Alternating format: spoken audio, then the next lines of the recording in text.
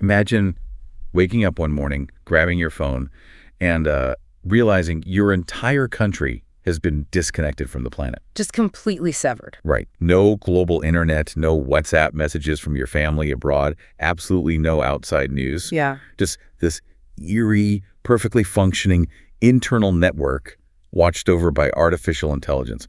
You try to figure out what's happening, but you're trapped inside a digital fortress. I mean, it is the absolute definition of an information enclosure. And honestly, it represents one of the most profound shifts in how modern authoritarianism actually functions. Yeah. The old idea that, connectivity would just naturally be this unstoppable force for democratization, that idea is being radically tested right now. Well, welcome to this deep dive. Today, we are exploring the intersection of digital technology and democratic evolution. It's a huge topic. It is. Specifically, we're looking at the incredibly dramatic, world-shifting events in Iran during early 2026 and what the potential for political reform looks like in the aftermath. And we've got a lot of data to get through. We really do.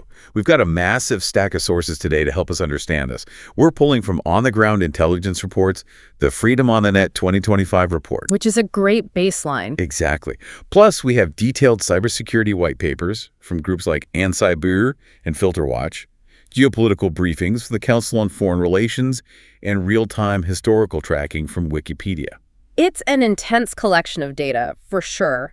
But synthesizing it gives us this incredible front-row seat to a society locked in a high-stakes technological arms race. Now, just a quick heads up as we get into this. Our sources today cover some highly volatile geopolitics. Yeah, very charged stuff. Right. We're talking about mass protests, severe state crackdowns, military strikes by the U.S. and Israel. And I want to be really clear to you listening. Our goal here isn't to take political sides. Right, not at all. We're not endorsing a specific worldview. We're just here to act as your guides through the data, unpacking the facts and events exactly as these intelligence and cybersecurity reports have documented them. Exactly. Our mission is to understand the mechanics of this situation. Like, how does a tech-savvy civilian population push back against a state attempting to build an impenetrable digital wall? Yeah. And critically, what does this conflict mean for the future of global democracy? So, to really understand how we got here, we have to look at the catalyst. Late December 2025. Right. The country is swept by massive, diverse street protests. We are talking bizarre shopkeepers, Kurdish organizations, student groups. All mobilizing across major cities. Yeah, all at once. And the state's response wasn't just physical riot police. It was a profound, calculated technological blackout. And it didn't happen all at once, which is interesting. Initially, what researchers documented was a tactic known as soft censorship. Which, is incredibly frustrating for the user, because you don't actually know if the state is censoring you or if you just have a terrible cellular connection. Precisely. And that ambiguity is entirely by design. The telecommunication company of Iran, along with mobile providers like MCI and Irancell, would execute these localized volatile disruptions. Like just in certain neighborhoods. Yeah, they would literally throttle the data or turn off cellular towers in specific demonstration hubs, like Tehran's Grand Bazaar. And they do it right when protests were scheduled to peak in the evening. Oh, wow. They also deactivated the SIM cards of known activists. That just creates total confusion. But then, on January 8th, 2026, the ambiguity stopped. Right. They escalated from that soft censorship to absolute digital isolation, a nationwide communications blackout. The tracking group NetBlocks reported this as the longest sustained country-scale internet blackout ever recorded. They activated the National Information Network, or the NIN. Sometimes it's referred to as the halal internet. Okay, let's unpack this mechanism because I think it's vital. Yeah, let's do it. When we say they cut off the internet, we often picture someone just unplugging a router and everything going dark. Which isn't what happened. Exactly. The NIN isn't a blackout. It's more like a domestic quarantine. Yeah. The internal plumbing still works perfectly. The government built this massive functioning internal network for local banking, hospitals, and domestic messaging apps. You could turn on the tap and get state-approved data. But the global access is gone. Right. The pipes leading to the outside world, those global internet gateways, are suddenly filled with concrete. They locked 92 million citizens inside this quarantine. But here's the kicker. The white SIM cards. Yes. They handed out these white SIM cards to regime loyalists and approved media. Creating a strictly tiered internet. It's basically a VIP backstage pass. If you have a white SIM, you get to bypass the concrete and browse the global internet. while the general public is locked in the dark. It's a literal system of digital privilege. And what's fascinating here is the underlying strategic goal, which the state openly refers to as digital sovereignty. Okay. They aren't just trying to block an opposition website or a news article. They're actively trying to cause profound social fragmentation. Wait, so by turning off the global internet, they aren't just hiding information from the outside world? They're essentially blinding the public internally.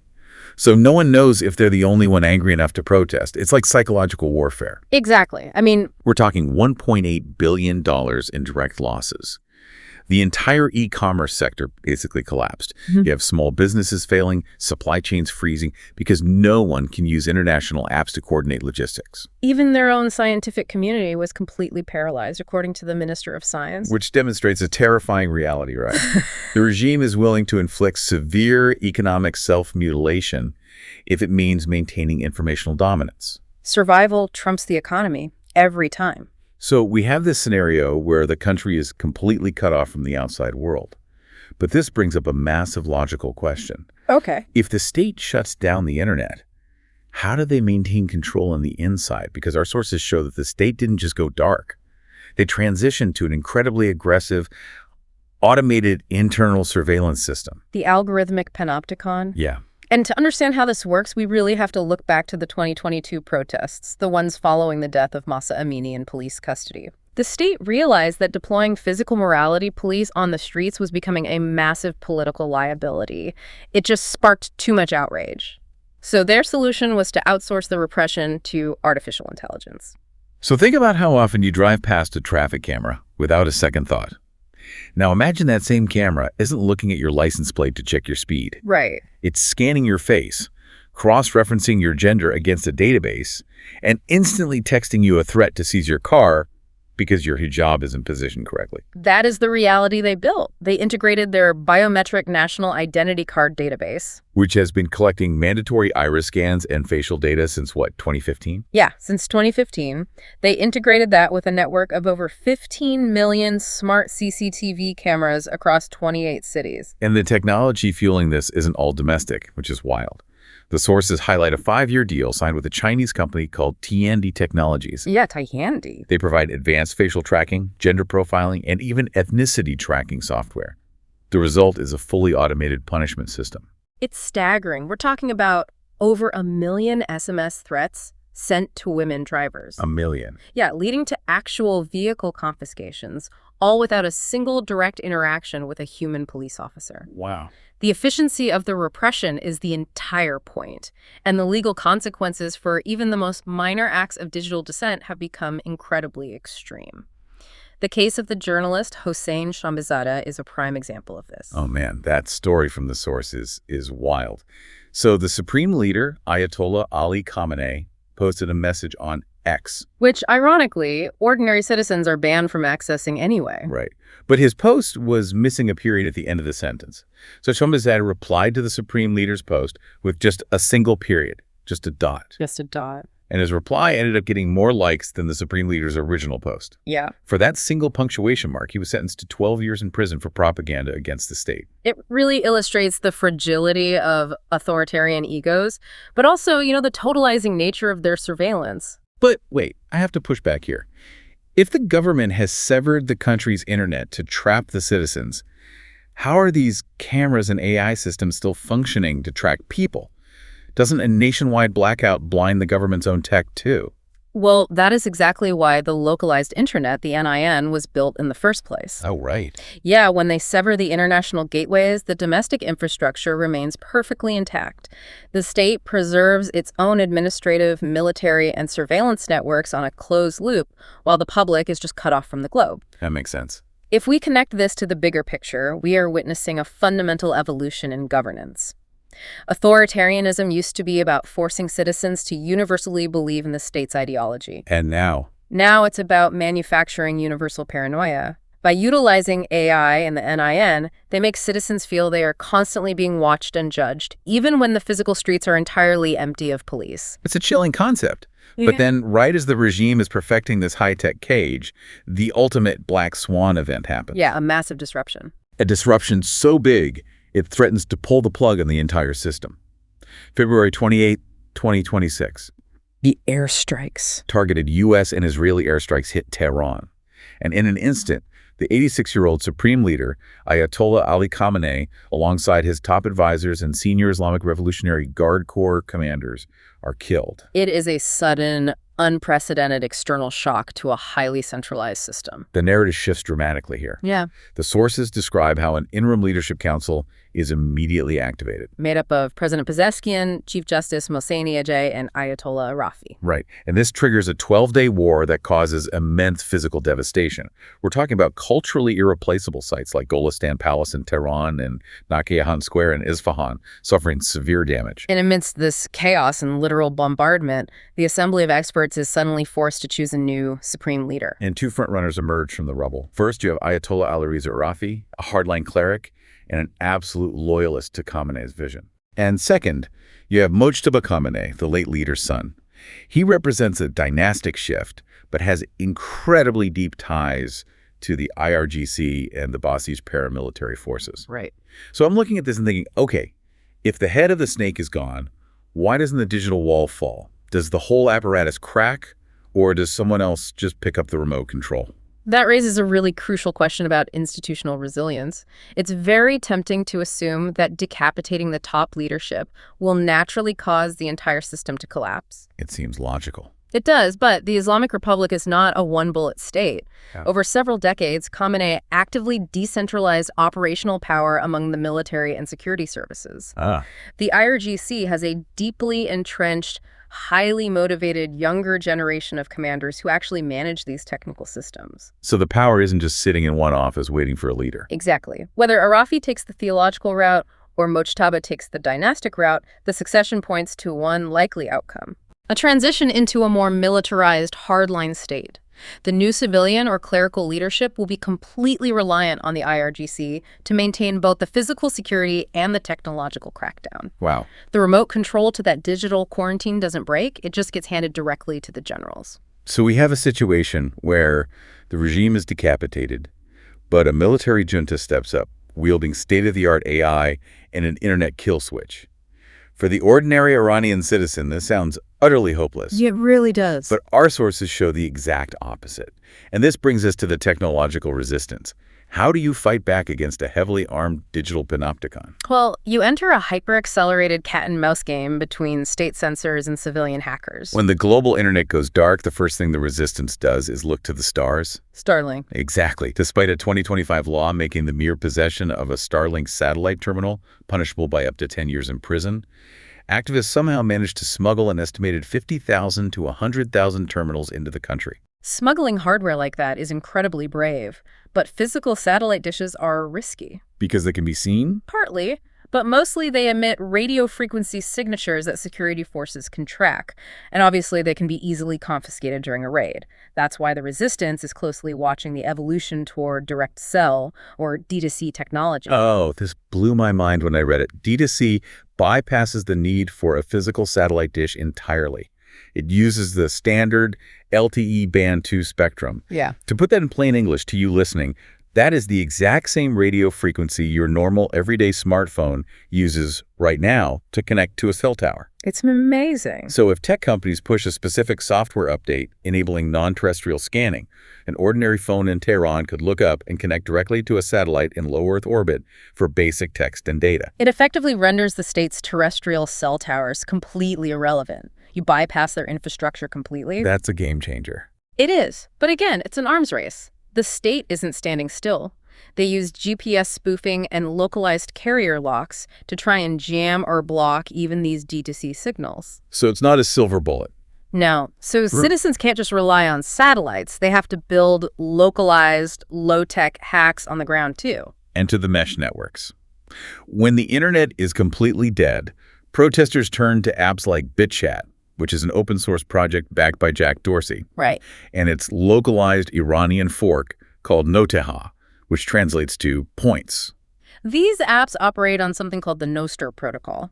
Essentially, they use your phone's built-in Bluetooth to connect directly to other phones nearby, completely off the cellular grid. Here's where it gets really interesting. Think of a mesh network, like a massive, invisible, high-speed game of telephone. Yeah, that's a perfect analogy. Imagine you're at a protest and you want to send an encrypted message to a coordinator across the city, but you have absolutely zero internet or cell service. Right. Your phone uses Bluetooth to silently connect to a stranger's phone 100 meters away in the crowd. That phone automatically bounces the encrypted package to another phone and another, hopping silently from pocket to pocket across thousands of devices until it reaches its destination. Every single citizen's smartphone becomes a miniature relay station. It's incredible. It's a brilliant application of decentralized technology, and they combine this invisible network with incredibly clever data smuggling. Like what? Well, activists pass around high-capacity SD cards loaded with offline Wikipedias and daily news digests. They also use a technology called Tusha, or data casting. Oh, explain Tusha, because this is genius. Okay, imagine your standard satellite TV dish on your roof. Instead of receiving a live video feed of a soccer game, Tusha software disguises massive text files. Like Wikipedia pages or news reports. Exactly, or circumvention tools. It disguises them as standard video data. The TV satellite beams it down, you record it onto a USB drive plugged into your television, run it through decoder software on your laptop, and suddenly you have a massive library of offline internet. They're literally hiding the internet inside television static. It's fascinating. And the physical resistance on the streets is just as creative as the digital one. To fight that algorithmic panopticon we talked about, women in the Tehran metro have been physically covering the lenses of facial recognition CCTV cameras with sanitary period pads. Which is such a powerful physical statement. Yeah. And digitally, they use an app called Nohaft, which means hidden. It scrambles Farsi text into completely randomized, instant-sounding words so the state's AI text scanners can't flag their conversations. Right. And they use another app, Gershad, to crowdsource the real-time locations of morality police and security checkpoints. It is a total masterclass in civilian adaptability. But we do have to be clear-eyed about this. The regime's counter tactics are incredibly aggressive. How so? For example, because that mesh app, Noteha, is closed source, its underlying code can't be publicly audited for security flaws by outside experts. The IRGC cyber units actively exploit this. Oh, no. Yeah, they launch massive phishing attacks, they create fake download links, and they even use state-aligned social media influencers to trick citizens into downloading malware-laden clones of the app. That is brutal. It's a brutal environment. The civilian code evolves faster than the sensors, but the sensors are always right behind you, weaponizing your own tools against you. Which brings us to the ultimate stakes.